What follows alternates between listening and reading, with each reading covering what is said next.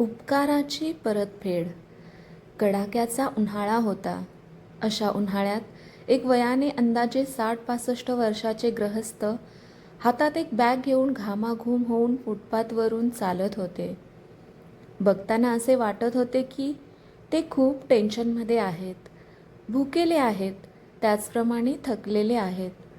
कपडे काळवटलेले, मळलेले, 2-3 दिवस झाले एकच जोड अंगात घातला आहे असे वाटत होते.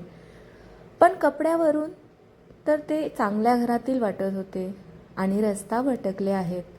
ते गृहस्थ आता थकून फुटपाथवरील एका झाडाखाली बसले होते. अजयच्या दुकानातून ते गृहस्थ दिसत होते. अजय त्या गृहस्थांच्या हालचाली आपल्या दुकानातून बघत होता. ते गृहस्थ म्हणजे साहेबराव होते. साहेबराव हे आयुष्यभर ताठमानेने जगले. ते प्राथमिक शाळेमध्ये गणित शिकवायचे. नंतर मुख्याध्यापक होऊन निवृत्त झाले होते. थोड्या वेळाने अजयने पाहिले की ते त्यांच्या बॅगमधून एक फोटो अल्बम काढून त्याची पाने पालटत आहेत. एका पानावरील फोटोवरून प्रेमाने हात फिरवत आहेत आणि ते फोटो पाहून रडत आहेत. अजय हे सर्व त्याच्या दुकानातून पाहत होता. त्याला थोडे कुतूहल वाटले. त्यासोबत ते का रडत असावेत, त्यांच्यासोबत काय घडले असावे हा प्रश्न देखील पडला.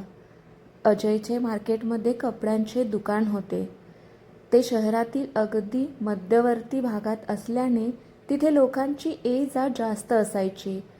कापड दुकानात त्याने 5-6 युवक युवती हाताखाली ठेवले होते.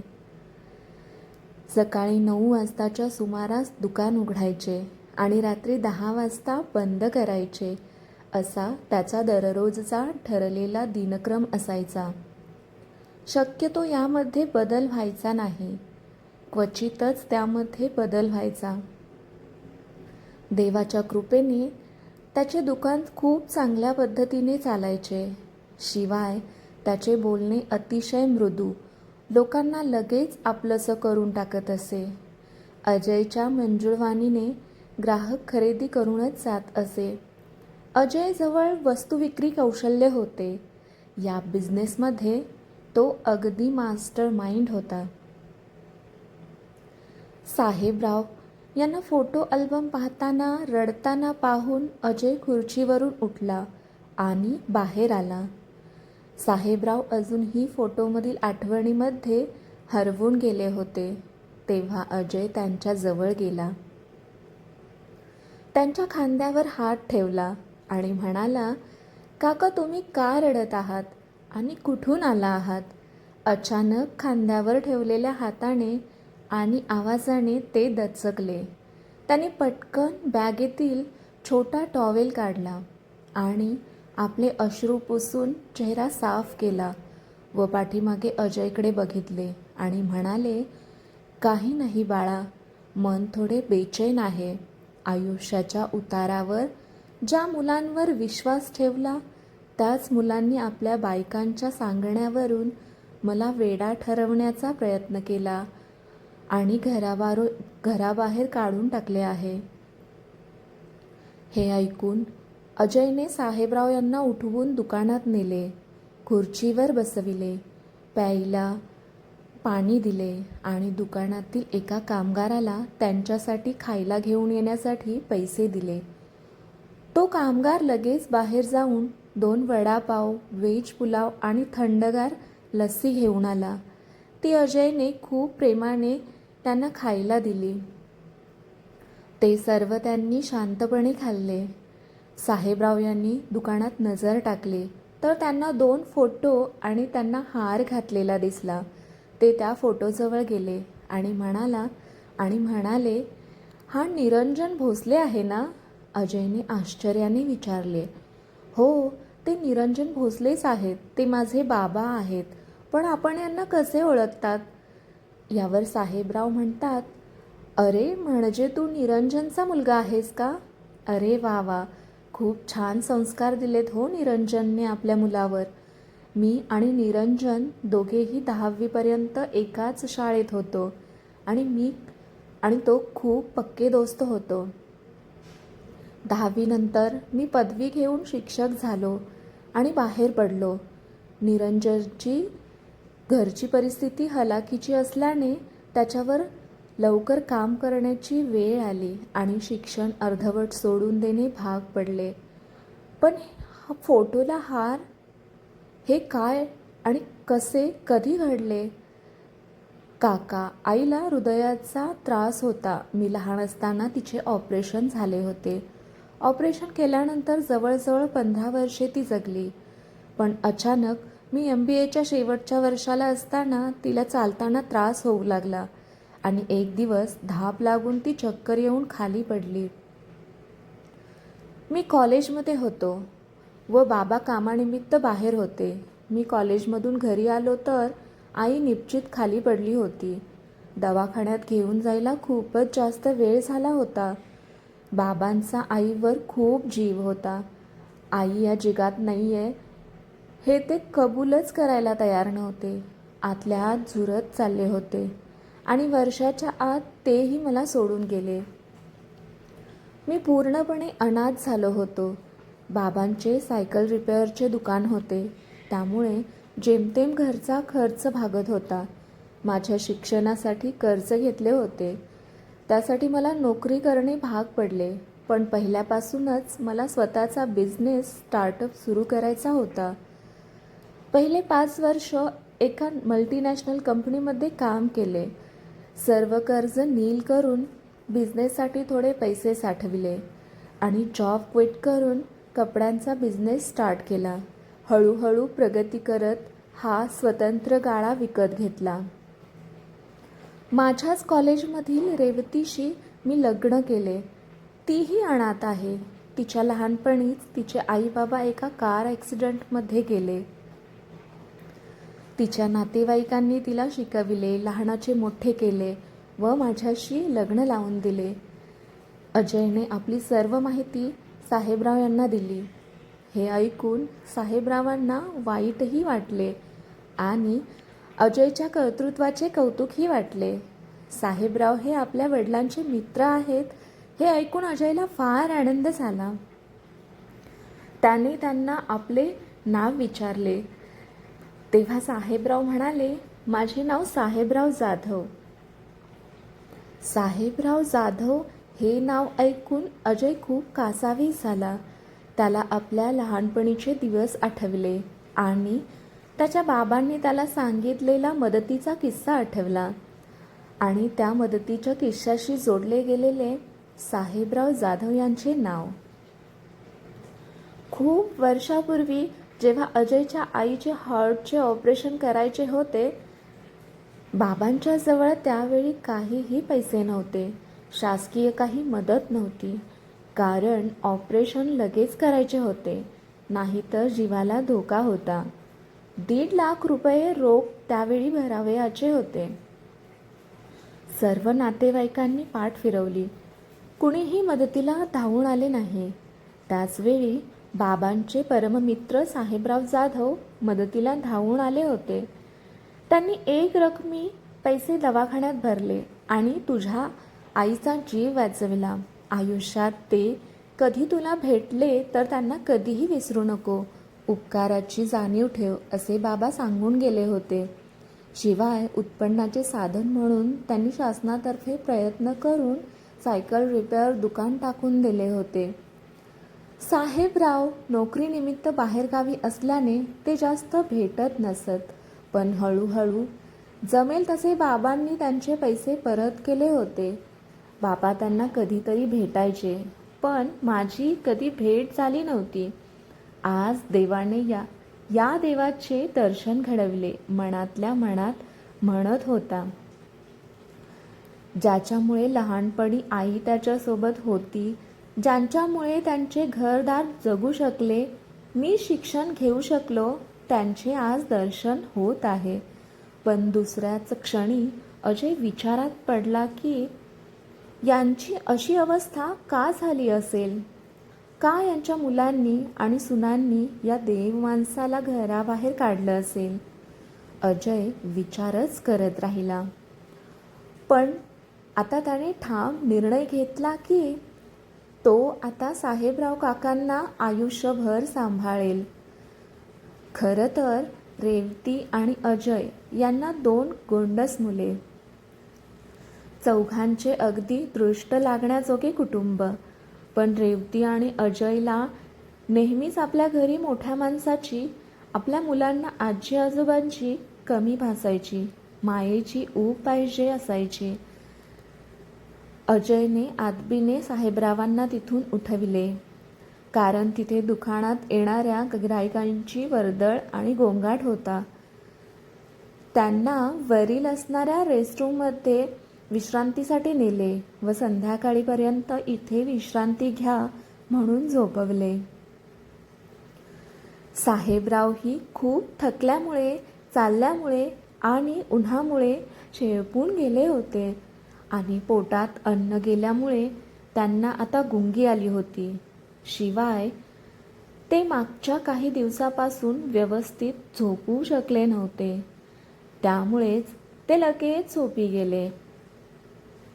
इकडे अजयने खाली येऊन लगेच रेवतीला, आपल्या पत्नीला फोन केला आणि घडलेली सर्व हकीकत तिला सांगितली. शिवाय मी काकांना घेऊन घरी येतोय असेही सांगितले. रेवतीनेही या गोष्टीला पाठिंबा दिला व त्यांना घरी घेऊन येण्यास सांगितले. थोड्या वेळाने साहेबरावांना जाग आली. पोटात जेवण गेल्यामुळे आणि बरेच दिवसांनी चांगली झोप झाल्यामुळे साहेबरावांना आता फ्रेश वाटत होते. पण आता जायचे कुठे हा प्रश्न त्यांना सतावत होता. बघूया, काहीतरी होईल असा विचार करून अजयचा निरोप घ्यायला ते खाली आले. त्यांना पाहून अजय हसतच त्यांच्या जवळ आला.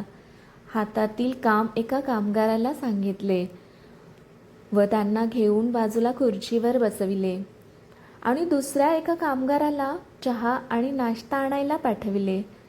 त्या कामगाराने चहा नाश्ता आणून दिला. तो घेत घेत थोड्या इकडच्या तिकडच्या गप्पा झाल्या. शेवटी साहेबराव म्हणाले, चल बेटा, मला आता निघावे लागेल. असा निरोप घेऊन ते जायला निघाले. इतक्यात अजय त्यांच्या समोर आला आणि म्हणाला, नाही काका, आता तुम्ही कुठे जाणार आहात? यावर साहेबराव यांच्याकडे काहीही उत्तर नव्हते. अजय पुढे म्हणाला, काका, मी तुम्हाला कुठेही जाऊ देणार नाही. तुम्ही प्लीज आमच्यासोबत चला. आम्हाला तुमची खूप गरज आहे. आमच्या घराला तुमच्यासारख्या मोठ्या माणसाच्या अनुभवाची गरज आहे. आम्हा दोघांनाही नवरा बायकोला वडिलांप्रमाणे प्रेम करणारी प्रेमळ व्यक्ती हवी आहे. माझ्या मुलांना आजोबांचे प्रेम हवे आहे. माझी तुम्हाला विनंती आहे की प्लीज तुम्ही आमच्यासोबत राहा. साहेबराव यांना नवल वाटलं, पण त्यांनी नकार दिला, कारण असे कुणाच्या घरी जाऊन राहणे त्यांच्या मनाला पटत नव्हते. जरी आता त्यांचा नाईलाज असेल तरीही ते या गोष्टीला तयार नव्हते. पण अजयने त्यांना खूप मनवले. अजय खूप नम्र आणि शांत होता.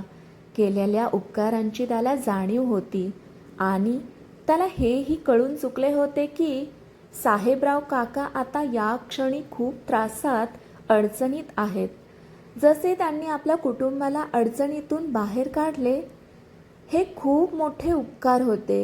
याची परतफेड होऊ शकत नव्हती. पण आता त्यांना मदत करून त्याला मनाला समाधान मिळणार होते. त्याने काकांना खूप समजावलं.